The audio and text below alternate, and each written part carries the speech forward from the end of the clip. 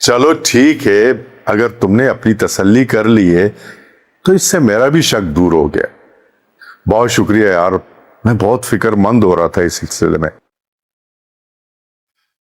मुझे लगता है कि वो लोग शायद झूठ बोल रहे थे। अरे नहीं नहीं, कैसी बात कर रहे हो, तुम्हारी बात पर मुझे पूरा एतबार है। चलो ठीक है, फिर बात करते हैं। अल्लाह हाफिज। किसका फोन था? जनाब, आपके भाई का। अच्छा, क्या बोल रहे थे? वो उस दिन जो रिश्ता आया था उस सिलसिले में बात कर रहा था, अजरा के लिए। कह रहा था कि वो लोग नहायत शरीफ और अच्छे लोग हैं और तुम्हारा भाई तो उनकी गारंटी भी ले रहा है। मैं आपको पहले ही कह रही थी कि वो लोग बहुत अच्छे हैं। अब देख लें, भाई जान ने भी गारंटी दे दी है। हाँ शैला, अब तुम ऐसा करो कि उनको फोन कर लो और उनसे कहो कि शादी की तैयारियां करें। अल्लाह तेरा शुक्र है, कोई तो अच्छी खबर सुनने को मिली। जैसा कि आप देख रहे हैं, आज हम बात करने वाले हैं ड्रामा की। अगर आपने अभी तक चैनल सब्सक्राइब नहीं किया तो अभी कर लें, क्योंकि यहाँ आपको मिलती हैं बेहतरीन ड्रामा स्टोरीज। चलिए चलते हैं ड्रामा की तरफ। दोस्तों, आज की कहानी एक ऐसे मोड़ पर आ चुकी है जहां एक तरफ मोहब्बत है, दूसरी तरफ मां की जिद, तीसरी तरफ घर के रिश्तों की सियासत, और उन सबके दरमियान अजरा की जिंदगी एक ऐसे फैसले का इंतजार कर रही है जो इसकी पूरी जिंदगी बदल सकता है। कहानी की शुरुआत होती है एक फोन कॉल से। शैलब किसी से फोन पर बात कर रहा होता है। इसकी आवाज से साफ महसूस होता है कि वो किसी अहम मामले को लेकर परेशान है। इसे खदशा होता है कि शायद जो लोग अजरा के रिश्ते के सिलसिले में बात कर रहे हैं वो सच नहीं बोल रहे। लेकिन फोन रखने के बाद उसके चेहरे पर कुछ सुकून नजर आता है। वो कहता है कि अब इसका शक भी दूर हो गया है और वो दिल से मुतमईन है। जब घर वालों को पता चलता है कि फोन किसका था तो मालूम होता है कि शैलब के भाई ने अजरा के रिश्ते के हवाले से बात की थी।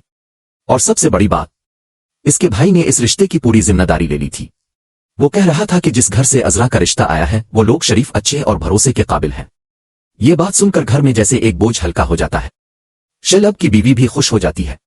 वो कहती है कि मैं तो पहले ही कह रही थी कि ये लोग बुरे नहीं हैं। अब जब भाईजान ने भी उनकी जमानत दे दी है तो फिर देर किस बात की। शैलब भी फैसला कर लेता है कि अब इन लोगों को फोन करके शादी की तैयारी शुरू कर देनी चाहिए। लेकिन दोस्तों, इसी खुशी के दरमियान एक ऐसी बात होती है जो घर के एक फर्द के दिल को तोड़ देती है। शैलब कहता है कि इनम की शादी के लिए जो सामान जमा किया गया था अब वो सब अजरा को दे दिया जाएगा। ये सुनते ही घर का माहौल बदल जाता है। क्यों? क्योंकि कुछ लोग अजरा को इस घर का हिस्सा मानने के लिए तैयार ही नहीं, और उनके दिल में अजरा के लिए सिर्फ नफरत नहीं बल्कि एक पुरानी दुश्मनी भी मौजूद है। लेकिन शैलब की सोच बिल्कुल मुख्तलिफ है। इसके लिए अजरा भी घर की बेटियों जैसी है। वो समझाता है कि अगर इनम के लिए कुछ जमा किया था और अब इनम की जगह अजरा की शादी हो रही है तो इसमें बुरा किया है।